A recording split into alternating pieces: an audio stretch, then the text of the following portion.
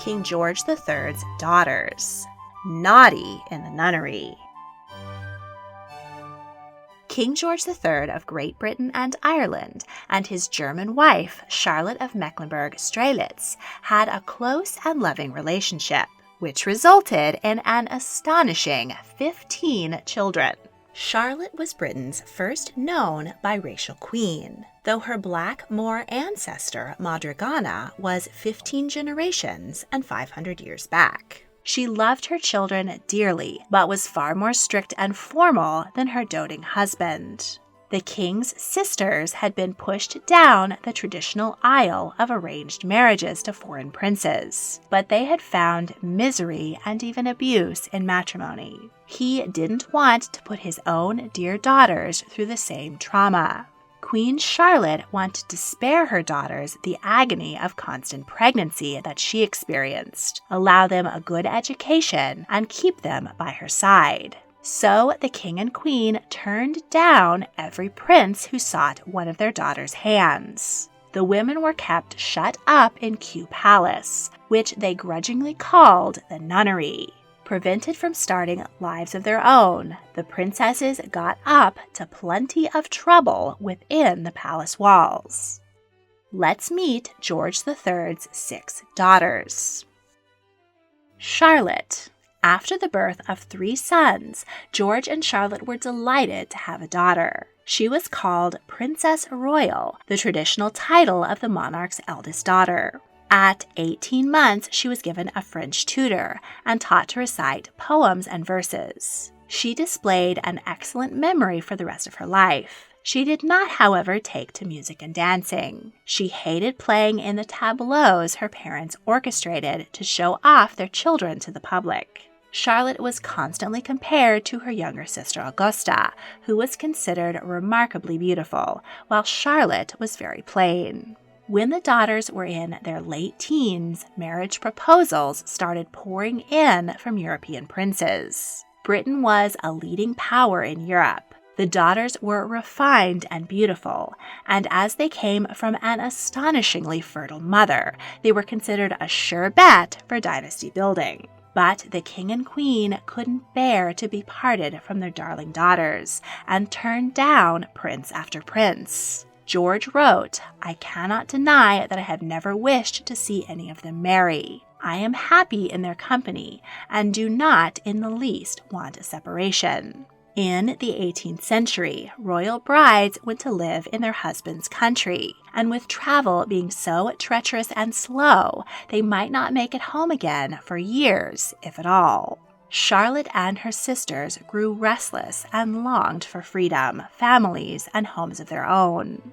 The Princess Royal was finally allowed to wed Frederick, hereditary Prince of Württemberg. She was 31, shockingly old for an 18th century bride. But of all her sisters, she was wed at the youngest age. The couple had only one child, a stillborn daughter, but Charlotte became a loving stepmother to Frederick's 4 children. In 1800, Napoleon's army occupied Württemberg, and the royals fled to Vienna.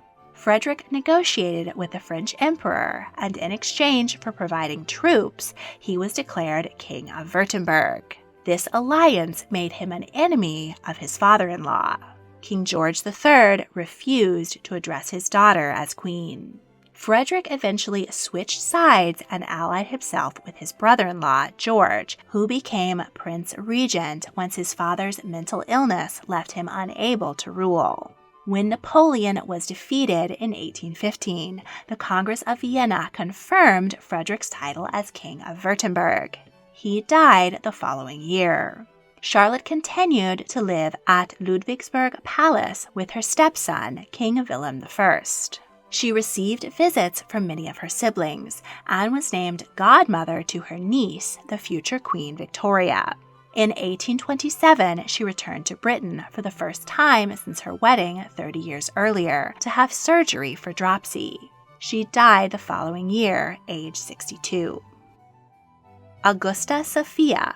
King George was delighted to have another daughter and give Princess Charlotte a playmate.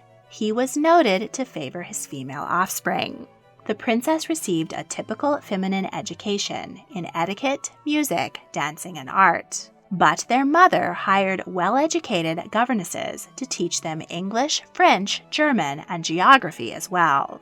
Augusta was considered the most beautiful of the older sisters, but was also painfully shy. At 14, she had her social debut at her father's birthday celebration. Because of her dread of crowds, her mother did not tell her she would be center stage until right before the event. Augusta hated tension in the family and often escaped into her coin collection when there was strife between her parents and brothers. She was happiest at home and doted on her younger siblings. Augusta was particularly close to her older brother William, and often wore an enamel anchor pendant in honor of him while he was away in the Navy. By 17, the attractive princess was considered a great catch on the royal marriage market. Frederick, Crown Prince of Denmark, asked King George for Augusta's hand in marriage. But the king's sister, Caroline Matilda, was Frederick's mother, and she had been mistreated and abandoned by his father. George refused to allow any of his daughters to marry a Danish prince. Prince Frederick Adolf of Sweden also proposed to Augusta, but George and Charlotte would not grant their consent. King George saw how restless his older daughters were growing being stuck at home. In 1788, he finally gave in and promised to take them to Hanover to find them suitable German royal husbands. But he suffered his first serious bout of mental illness that year, and the trip was canceled. Queen Charlotte refused to bring up the question of their daughters' marriages to her husband for fear that the topic, which always distressed him, would spark a relapse. And the strain of his illness made her cling to her girls even tighter. Augusta began a relationship with Sir Brent Spencer, an Irish army officer who had served in the American Revolution. The pair conducted their love affair in the utmost secrecy. In 1812, 44-year-old Augusta asked her brother George, now Prince Regent, for permission to marry Brent. While no record of the nuptials exists, it was recorded in her sister Charlotte's court records that Augusta was privately married. Brent was holding a locket with Augusta's picture when he died in 1828. Augusta herself died in 1840, age 71.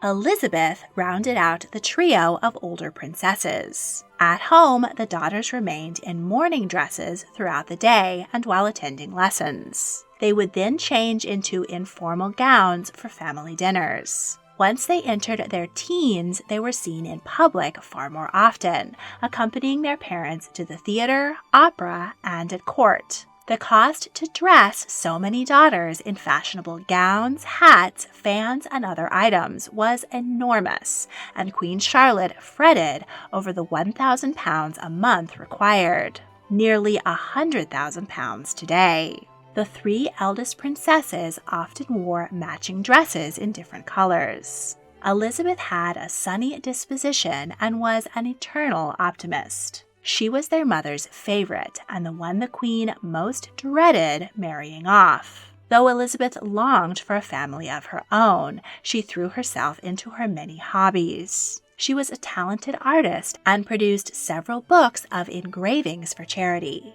She also shared her father's interest in agriculture and started her own farm at a cottage in Old Windsor. She delighted in the produce of her garden and the eggs, milk, and butter from her livestock. She loved rich foods and was teased by her siblings about her weight. She had an excellent sense of humor and kept a large collection of jokes and witticisms. Elizabeth may have had a secret marriage to George Remus, the son of one of their father's pages. Remus had a daughter out of wedlock, Eliza, whose mother may have been Elizabeth. The baby was adopted by George's brother Harry, who raised her in India, where he worked for the East India Company. Elizabeth also probably had a secret relationship with Alan Fitzherbert, Baron St. Helens, her father's Lord of the Bedchamber, who was 17 years her senior. The couple kept enamel portraits of each other. When Elizabeth was 38, she received a proposal from the exiled Duke of Orleans, who would go on to become Louis Philippe I, King of the French. She was keen to accept, but her mother insisted that she turn him down because he was Catholic. At 44, while attending a ball, she saw Prince Frederick of Hesse-Homburg in his dashing uniform. She whispered to a friend, "If he is single, I will marry him." 4 years later, he finally proposed. Elizabeth's mother again objected, fearing her move to Germany. But Elizabeth put her foot down and insisted that at 48 she finally be allowed to leave the nest. The bride wore a dress of silver tissue and Brussels lace, with ostrich feathers in her hair. As her father was too unwell to attend, she was escorted to the altar by her brother Frederick. The couple honeymooned at the Prince Regent's seaside retreat, Brighton Pavilion. Though the marriage was one of convenience, the couple found that they were very content together. Elizabeth reveled in the freedom to do what she liked in Germany, away from the structure of the British court and her overbearing mother. Frederick succeeded his father as Landgrave of Hesse-Homburg. Elizabeth's dowry allowed him to renovate his palace. Landgravine Elizabeth founded a daycare and school for children of working mothers. She mourned her missed opportunity to have children of her own, but she loved caring for the little ones at the school. She died in 1840, age 69, and was buried in Homburg. Mary was considered the most beautiful of George and Charlotte's daughters. She was well behaved and obedient, and her sisters called her Mama's tool. At 16, she was allowed to dance for the first time at a ball given for her father's birthday. The following spring, she made her official court debut. At 20, she fell in love with Prince Frederick, son of Willem V, Prince of Orange. The Dutch royals were living at the British court after having been chased out of the Netherlands by Napoleon's army. But the pair were not allowed to wed, as the king insisted that her elder sisters must be married first. 3 years later, Frederick died of an infection while serving in the army, and heartbroken Mary was allowed to go into official mourning. Mary was the constant companion of her younger sister Amelia. She nursed her through a bout of measles, which killed her at the age of 27. Mary was distraught at the loss. Mary was close to her oldest brother George. When his estranged wife left the country for Italy, Mary congratulated him on the prospect of a good riddance. By the age of 40, Mary was sick of living under her mother's roof, so she persuaded the Queen to allow her to accept a proposal from her first cousin, Prince William Frederick, Duke of Gloucester and Edinburgh, who was the same age as she. He had originally proposed to 19-year-old Princess Charlotte, but had been turned down. William fell very much in love with Mary, and while she never felt the same, she was happy to have her own home, Bagshot Park, and her freedom. Mary died in 1857, age 81. She was the last surviving and longest-lived child of King George III. Sophia. Upon the birth of his 12th child, King George had serious worries about how all of his brood would be provided for. He persuaded Parliament to pass a bill granting an allowance of £6,000 a year to each of his daughters, either upon their marriage or upon his death. Sophia was brought up with her sisters Mary and Amelia. Their mother was aghast at the expense of buying fashionable clothes for her teenage daughters, so put the younger girls in inexpensive country-made dresses and fed them plain food. The Queen did make education a priority. She allowed her daughters to play sports and rowdy games with their brothers, and brought them with her to the theater and musical performances. Sophia was devoted to her father. She was described as a delightful though moody girl, pretty, delicate, and passionate. At 14, Sophia debuted at court on her father's birthday. The princesses were not allowed to socialize outside the palace. For entertainment, their mother read sermons to them. Sophia once wrote that her days were so deadly dull, I wish myself a kangaroo. When Prince George was appointed regent, he tried to bargain for a modicum of freedom for his dear sisters. But their mother was outraged and wounded and prevented most real change. The only men the princesses saw were court attendants, and like many of her sisters, Sophia became infatuated with one of them, her father's equerry, Major General Thomas Graff. He was 33 years her senior and called a hideous old devil, but Sophia couldn't contain herself when she was near him. At 23, Sophia disappeared from court for several months, after which time Thomas retired to raise his newborn son, whose mother was unnamed. Sophia may have secretly given birth to Thomas's child, but there were other rumors that the baby was actually the result of Sophia having been raped by her own brother, Ernst. Some historians believe this to be the case, while others argue that the rumors were created by Ernst's political enemies. Prince George did warn his sister not to be alone in the same room with Ernst. Either way, Sophia's damaged reputation ruined any chances she had of marrying. She did visit Thomas and his son, Thomas, whenever she was able. The younger Thomas later attempted to blackmail the royal family with information he supposedly had about his parentage. Sophia was a favorite of her niece, Princess Charlotte, who didn't care for most of her aunts.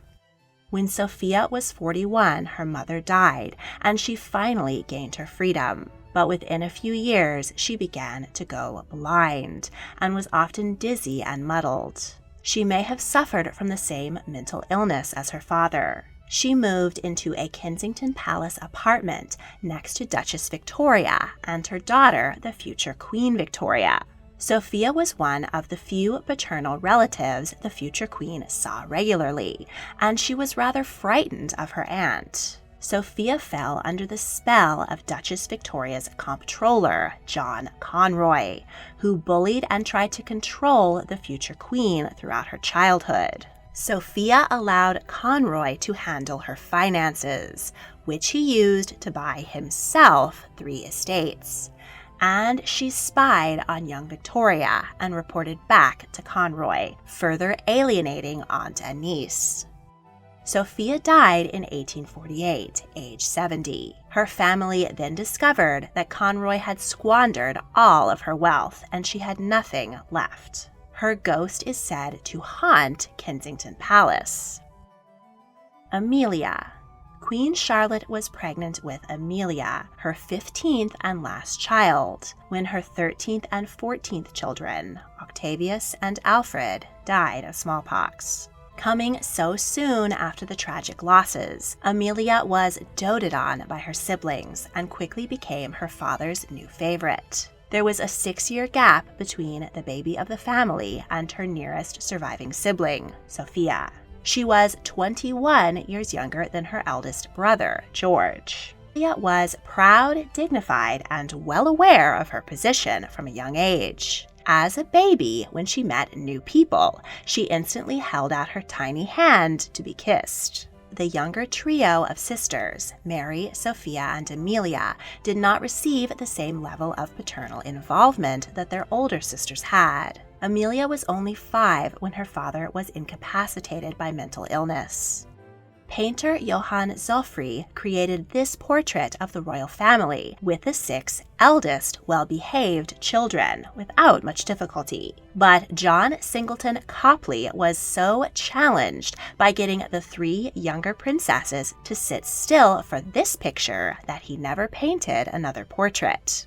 Amelia was described as the most turbulent and tempestuous of all the princesses, but also charming, spirited, generous, and intelligent. She was the only sibling who got along with Prince George's wife, Caroline of Brunswick, who called her the most amiable of the bunch. But Amelia was often in poor health. At 15, she developed a pain in the joint of her knee and spent time at a seaside resort to recover. Later that year, she experienced the first symptoms of tuberculosis. At 19, while taking another seaside cure, the princess fell in love with an equerry, Charles Fitzroy, who was 40. Her mother turned a blind eye to the affair, and though she knew she could never marry him, Amelia told her brother Frederick that she considered herself to be married, and often signed letters with the initials AFR, Amelia Fitzroy. At 25, she came down with measles, and being stuck at home with her mother only worsened her misery. Her father sent her once more to the seaside with her favorite sister Mary, who nursed her for nearly 2 years. The anxious king called for daily reports on his daughter's health. She recovered enough to take short walks in the garden, but eventually was confined to her bed. Amelia died at the age of 27. Amelia was buried in the royal vault at St. George's Chapel, Windsor. She left all her possessions to Charles Fitzroy. Her brother George requested her death mask. On her deathbed, she sent a mourning ring to her father. George burst into tears when he received it. Her death exacerbated King George's mental decline. He would often shout her name repeatedly and sometimes held the delusion that his youngest child was only staying in Hanover with a large family of her own, where she would never grow old and always be well. In the next episode, we'll meet George and Charlotte's 6 younger sons, the prince who won the reproduction game and fathered the next monarch, Queen Victoria, the bitter brother who would have been king if she hadn't been born, the one uncle Queen Victoria didn't consider wicked, and the 2 youngest sons who died tragically from smallpox. Don't want to wait to see the next episode? Patrons get exclusive early access to almost all of my multi-part series on Patreon early. If you would like to become a patron and help me make more fascinating history videos, check out the link in the description. Thank you for watching.